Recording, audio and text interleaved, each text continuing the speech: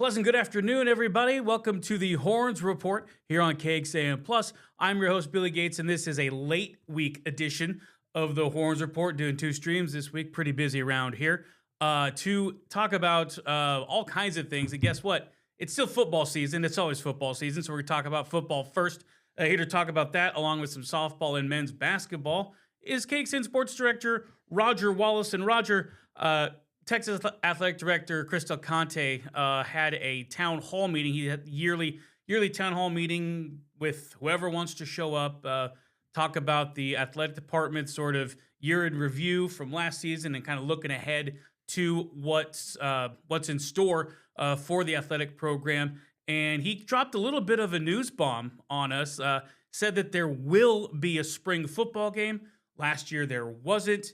And there's no telling what kind of spring football game it's going to be this year, Roger. But just kind of generally speaking, kind of feels like a spring football game is a good thing for this fan base. What do you think? Well, yeah, it's a fan day and then the spring game. We know what fan day looks like. We don't know what a spring game looks like. And will it be an actual game where it has to count towards the practices?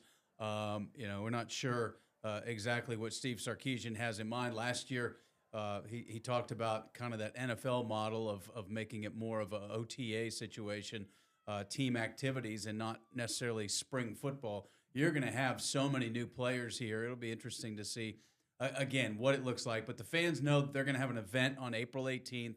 They know there'll be some engagement with players, no doubt, regardless of what it is. And, a chance to go inside Royal Texas Memorial Stadium. There's still a lot of construction going on there, some things on the south end zone with the new press box, and then on the west side or the west side, the new suites are being constructed where the old press box was. But I don't know, because I think Sark probably has the right to adjust however he wants through spring football. Sure, yeah. To see what that will look like. And we know Arch Manning had some offseason surgery on his foot. So stands to reason that probably not going to see Arch Manning out there running around. But, again, a lot of newcomers that could get inside the stadium and experience it. I'm not going to speak for Sark, but that would be the benefit, is you get in there with 20, 30, 40,000. The downside was last year he wanted that to be a practice, and he didn't want it to be a situation where, teams are looking at the new personnel on TV. Sure, and that's kind of been the sweeping sort of opinion of spring games, is that tampering kind of perspective. They asserted that wasn't the case last year, but you could kind of read between the lines that it had to have something to do with it for sure. When Del Conte was talking about it at the town hall, we have a story on KXAN.com written by Noah Gross, who graciously helped out the digital side while I was off yesterday, or Wednesday, excuse me, whenever this airs. Del Conte said, not too sure how the spring game is going to go. And then yada, yada. He talked with Steve Sarkisian, and they said, yeah, we're going to give it a go. So, there's that. There's going to be some kind of football activity where the guys are going to go out and play something. Maybe a Pro Bowl something that looks like, it could be a flag football game. They're going to play something that resembles football on April 18th. At DKR, along with the fan day, which I thought the fan day worked out pretty well, Roger. Like I kind of like that, probably more than I thought I would. Well, they get to not only get to go on the field and go through the drills, and there's a lot of things that the kids can do, run around and not just be kind of stuck in the stands watching a glorified practice. Sure. So from that perspective, I guess the flip side is if you're someone that, you aren't a season ticket holder, you're not going to pay the money to go see a regular season game. This is your chance to see your favorite players in some sort of action, and they didn't get that last year. They're not going to do it. I go back to, I always defer to Sark. He's going to do what's best for his team and what he thinks he needs to do. And if he thinks they need to get out there and run out of the stadium and the south end zone in front of 40,000 and simulate something, then that's probably what he's going to do. But I'm sure those details will come here in the next few weeks as they get set for spring practice next month. Yep, and setting up for spring practice. What used to be the big National Signing Day, February 4th, turns into come and go. Turns into another day. Yeah. So Texas added one more recruit yesterday when the regular period begins, and these days everything's taken care of during the early period in December, but some folks still think this is National Signing Day. Defensive tackle Elijah Ali makes it 24 recruits for the 2026 season. He's out of Downey, California, and it puts Texas here number 7 in the 24/7 Sports class rankings. 24 commitments, 3 5-stars, and 13 4-stars. But I mean, we can talk about stars all we want, Roger. It is about how you develop them and how you bring them up in your program. No doubt. And part of those rankings are based on numbers. And I think it's Texas and Oregon, the two that had fewer than 25 to sign. So it's a volume ranking. And so that might affect certainly Texas's ranking. But I think right now we're to the point where the portal class is so important to the immediate success. Now, this is always important because you have to have players to develop, but that immediate 18 player portal class that's rated in the top 3 or 4. Number 3, I believe. Yeah. And depending on who you follow, I think is way more important for immediate success and guys you're going to see. They better produce because they didn't bring them in minus a couple. That would be any kind of project, as opposed to a freshman class where a guy like Diabell might not see the field next year, one of the most highly touted quarterbacks in the nation. Yeah. And you mentioned Oregon with 24 recruits. They're the number 2 class with 1 more 5-star and 1 more 4-star recruit. So that's how razor thin those team rankings are here at 24/7. I know a lot of fans pay attention to that. If you're a fan of USC, Southern California, you've already won the offseason because you have the top-ranked recruiting class. We'll see if the Trojans can actually put their money where their mouth is when it comes to success on the field. So, Roger, we kind of wind down with the transfer portal and everything. Just kind of let's put a bow on football here real quick. This offseason, starting with the big win in the Citrus Bowl against Michigan, kind of seems like a more whirlwind type offseason with the transfer portal coming to a close. I mean, is there anything you can take from this season headed into what spring practice may look like? Well, I think you'll agree we were happy when the portal closed because it wasn't daily, it was hourly that everybody's checking to see what was going on. That was a bit frenetic. But now I think they got the offensive weapons they were hoping to get out of there. Offensive linemen, it's a little harder to judge. Sure.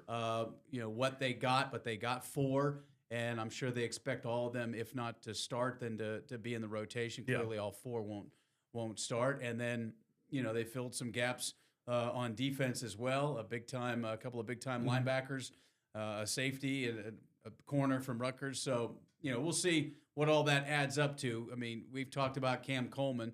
That's probably the guy along with those backs that's going to jump out first because they're going to touch the football and they're going to likely be very productive on offense. But we'll see. We'll see how it goes. Now the grind is already underway. If you follow social media, they're out there early in the morning working out at DKR and getting ready for spring football. And then here we go. They can get some. If you want to add a graduate, you can always add a graduate in the portal. Though those players are able to move around without restriction. But it appears we've got a roster for Texas now that we're pretty certain what it's going to look like. Yep, and they've added that journeyman quarterback they've liked to add, MJ Morris. He comes from, I believe, Coastal Carolina was the last school he played at, and he's been around the country playing college football, kind of like Matt Caldwell was, and we saw how valuable a guy like Caldwell was. So we'll see. Like you've been saying, we'll see what spring brings, and it's like getting that pinch hitter. If he gets one at bat and he hits it out of the park during the game, it was worth it. Obviously, Caldwell with the pass in the Mississippi State overtime game. And now, with it being early February, of course, softball starts. Right, baseball starts here in about a week or so, week and a half. Softball, they get going February 6th. That's on a Friday. We tape this on a Thursday, so. The Longhorns will begin their title defense down in San Antonio at the UTSA Invitational. against Nebraska, which, if you pay attention to the National Fast Pit, or excuse me, what poll do I have pulled up? It is the ESPN.com USA softball poll. Roger, that's a top 10 matchup. Mm-hmm. Yeah. Texas sitting at number 1, Nebraska sitting at number 9. Fans may remember Nebraska's Jordy Fromm, formerly Jordy Ball, playing for Oklahoma. She's a two-way just stud for the Cornhuskers, and she's going to be a handful to deal with first game of the season for the Longhorns. Yeah, and they go 0 to 100 because they'll play 5 games in 3 days, which and is 2 bananas. 2 against Nebraska, 2 against Washington, and then host UTSA. Then they'll come home next Thursday, their first home game against Abilene Christian, and then they're off and running. They cram a lot of games into a short amount of time, but it's going to be interesting because of the little quiet, I think, rankings rivalry with Texas Tech, and a lot of people were a little surprised. Yeah. The very first poll came out of all the polls, and Tech was 1, Texas was 2, and people are going, wait a minute, Texas won the national championship. They beat Tech. They've got a big part of their roster back. Now, I know Tech went out and got some big-time players to go with Najir Kennedy, who, returns. But, they won't face each other in the regular season. Right. But it'll still be kind of everybody will kind of keep an eye on what that looks like from afar. But my guess is Tech will have a little easier time in the Big 12 than Texas will in the SEC. So you're going to see some bumps in the road, no doubt. Yep. Yeah, Texas has been predicted to win the SEC through a coaches poll, so there is that. But yeah, you're right there. I mean, the Big 12 is not quite the gauntlet that the SEC is, and basically, every sport out there. So yeah, the softball team, they start 6:00 tomorrow night or Friday night against Nebraska.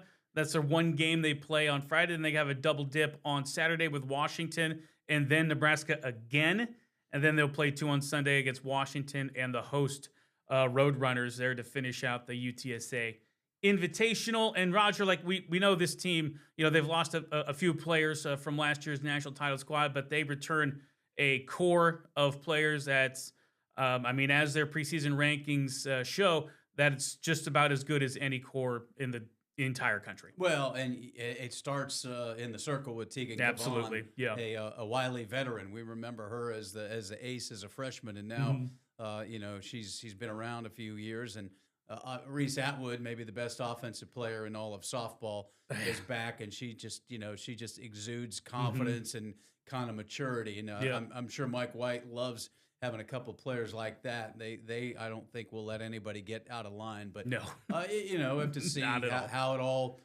turns out. He mentioned earlier in the week, they were knocking on the door of not getting out of that super regional against Clemson. So no matter how talented you are, things have to fall your way, and early on you have to stay healthy. And so we'll see. But I don't have any doubts they'll be in the conversation when we get to late May. Nope, and you'll see Reese Atwood play a little first base this season. She is still going to catch, like Mike White was clear with the media during availability that she is still going to catch. So you expect her to put on the proverbial tools of ignorance for the Longhorns. But when you're playing in these preseason games, before the SEC schedule gets going, Roger, I've lived that catcher life. It's taxing, and so you want to get your big star a rest whenever you can, and playing a little first base early in the season is not going to hurt anybody. No doubt. Starting off with 5 games in 3 days. Yeah, and you want to build some depth too. So see her move over to first base, get that bat in the lineup, and kind of see how it goes from there. Yep, and it's a pretty easy transition from catcher to first base, as I also know from my playing days. So we caught up with Mike at media availability before the season opener on February 6th. So here's a little bit from Mike talking about his team and talking about his first opponent. You don't want to get too far ahead of yourself, but you got to have that confidence, but we can't be arrogant. We know we won the national championship last year, but a lot of things went our way. We were also 60 feet away from not making it to the College World Series. So I think that humbles us there, right? There's a real razor sharp line there between being elite and being where we're at, and we were fortunate enough to come out on the right side of it. So we know we've got to stay grounded and really respect the game and what it brings. I expect Nebraska to be in the top 5 or 6 by the end of the time the season ends. I think they're a very tough opponent. Jordy Ball, and they got a left-hander that spins the ball pretty well, freshman, and Kamazan's really good. So they're deep in all areas of the pitching. And then offense, they've hit a number of home runs. They've got just about their whole lineup back. So I think they're going to be a tough matchup that first game for us for sure. So, yeah, there's a little bit on the Texas softball team. And yeah, Roger, like this first little part of their schedule, a lot of games, not many days. But, hey, that's the life of softball, right? You can play a bunch of games to get yourselves ready. When they come back home for the Bevo Classic here in the mid-February, they'll take on Abilene Christian, like you mentioned. And then they got Ohio State and Syracuse for a pair. And then they'll play NIU before they head off to the DeMarini Invitational in Stanford, which – that they're gonna be challenged there. I think they got Arizona and Stanford. They got Arizona twice there, so they're gonna see some pretty good softball before they hit their SEC schedule. Yeah, the common thread to me in that Bevo Invitational here is the teams coming here praying that the weather's like it is right now, right? with Northern Illinois, Syracuse, and Ohio State coming in here from the north. So yeah, and then you go out to Stanford again. If you look at their schedule, they get a bunch of games early, and you look up and it's not even March, and they've got 20+ games already under their belt. Yeah. So it's a sprint and a marathon in college softball. It feels like. Yeah, and it's just crazy to me that they start the season so early. Baseball's going to start here February 13th, I believe. Yeah. They play UC Davis here at home. So, we're just in the throes of basketball. Yeah. And then, baseball and softball get going and all the rest of spring sports. And speaking of basketball, the men's team, 5-5 in the SEC. Roger, we always talk about winning 8 games or so in the SEC will probably get you into the NCAA tournament. Well, this team, Roger, has turned on the gas a little bit. They're 3-1 in their last 4. And they've got Ole Miss coming back to town, former head coach Chris Beard's squad. Always tough, and we'll see what the guys can do on Saturday. What have you seen from this men's team that makes you think, hey, maybe they can turn this thing around and get into the tournament? Yeah, and again, even though they beat South Carolina, it was kind of the same story when you look at who they play and how they play. They just seem to play a little bit better against the upper echelon teams, and maybe minus the Tennessee game. That's the only game that's gotten away from them. But they lost to Mississippi State, unranked team in the opener. Now A&M's unranked and was unranked, but they were at the top of the SEC. But then they really struggled putting away South Carolina. They could not find an answer for Michi Johnson. He just torched them, and it's not the first time we've seen a guard do that. So that's got to be a concern. But yeah, they get to 500 the first time they've been there. So now they're down to 8 games. If they can get 3. You're still under 500. You get 4, I think you're 500 in the SEC. You're in good shape. But again, you got an Ole Miss team towards the bottom of the SEC standings. Need to take care of business there. It'll be interesting. I don't really have any expectations on how Chris Beard will be greeted. I think there's been enough separation. You're 2 coaches removed from that. He's been back in coaching now in his 3rd year. Yeah. So it's I just don't know if there'll be any great animosity from the crowd on Saturday. Could be wrong. I joked that he got kicked out of the game against Tennessee. Like, maybe he wanted a 1-game suspension, so he couldn't come. But that hasn't happened. He did not get suspended. He just got ejected for that game at Tennessee. So we'll see. Ole Miss they're one of those teams like Oklahoma. They've been close a lot, and they were close with Tennessee, and then just got blown out in the second half. Yeah. So, to me, it's a little bit of a danger game because you expect that Texas will win, and that seems to be when they kind of struggle. And then they'll, surprise you at Alabama or against an undefeated Vanderbilt team. And even what they did at Oklahoma, erasing the big deficit and winning by 10 on the road against a team that, had been close, had some heartbreaking losses. And so I think this is a pretty pivotal game on Saturday night. Yeah, I think if they're able to win this game kind of going away, Roger, to your point, that kind of, puts the notion to bed that they play down to their competition. So if they can actually put together a full 40 minutes here, if Dalen Swain keeps playing the way he's playing, that guy is making the Xavier to Texas jump look very easy.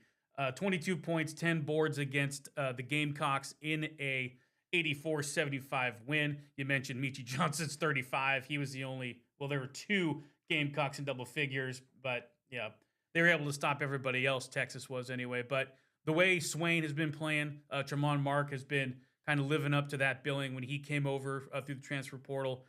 If those two kids, they're kids, they're grown men. If those two guys can keep it going, this Texas team can go as far as, the tournament, I guess. Yeah, I would think so. In the SEC, and again, I think Florida's showing some separation. Other than that, A&M played Alabama tough, but they lost on the road, a place where Texas won. Yeah. So they have 2 losses now in the SEC. But I think Texas, and I think Sean Miller would be the first to say, you got to get a little bit more out of Jordan Pope. Because he's a point guard that needs to score to really stay on the floor and be valuable. I think they think Sim Wilcher's kind of turned a little bit of a corner here in the last couple of games. And then, they're so limited with the bigs, Fokatitis and Traore. Between the two, they got to get some points, they got to get some rebounds, and fouls have been an issue. It wasn't as big of an issue against South Carolina, and that's one of the things that helped them win that ball game. Yep. And just with the big situation, they're still always seem to be banged up. Most big guys, like, they always seem to have some sort of nick, some sort of like a foot or like a shin injury or something. And so you always gotta treat those bigs kind of like they're not like they're made of glass, but kind of close. Yeah, Vokatitis, he gets a lot of contact. He gets a lot of kind of hands around his face and things like that. He's kind of to the men's team what Rory Harmon is to the UT women's team. She seems to find contact every other trip down the floor. But those two have a lot on them because there really isn't that third big to go to early on. Nick Cody was a guy that they thought could help, and then they decided to go ahead and shut him down, it appears. So it's pretty much all on them. And for Traore, he's not going to be a scorer unless garbage gets offensive rebound, stick backs, sort of or, thing. Pick and roll where he gets free or something like that. Vokatitis, they go to him, and he becomes a focal point. He can't turn the ball over though. He's got to make quick decisions and then get rid of it. Sometimes he tends to hold on to the ball down in the post. Yeah. But when they're good, and the way this league is, it's the league's kind of like that. Last year it was just you had great teams. This year you have a lot of really good teams. Really good teams, yeah. Some could prove to be great by the end of it, but certainly no reason to think that in any one of these games you just say, well, they don't have a chance in this game. And they get Florida here, and then they do have to go on the road to A&M to close out the regular season. So that's going to be a big last couple of games. Yep, 1 p.m. Saturday, Texas takes on Ole Miss here in town at the Moody Center. If you can't make it down there, the game's going to be on ESPN2 on your television. All right, Roger. Well, unless you're dying to say something else about Texas, like we can end it here. What do you got? Anything? Well, we're on Thursday afternoon, so sure. If you're watching this after 10 o'clock Thursday night, we don't know what happened with the UT women. Right. But they do play a Monday night game. They will play Monday against Kentucky instead of the Sunday game, obviously, Super Bowl. Then they've got to go a Tennessee two-step, Vanderbilt and then Tennessee next week. So big stretch for them, too, more so for staying in the race for the regular season title and holding on to one of those number one seeds in the tournament. Early to talk about that, but it's a reality that right now they're right there on the cut line for a number one seed, I would think. And not only do they have to go to let's see, they have to do that Tennessee trip, Tennessee and Vanderbilt, but they also got to go back to Arkansas because that game that got postponed. Right. Yep. So and that'll make it. I think that'll turn into 3 straight road games. That turns into 3 straight road games in the SEC. But them's the breaks with ice storms, right? Yeah, and this is they'll be in the 3rd straight home game against Kentucky, right? To see if they can build that resume up some more. All righty. Well, hey, we'll end our Horns Report right here. Thank you so much for watching. We really appreciate it. And for Roger Wallace, I'm Billy Gates, and we'll talk to you again soon.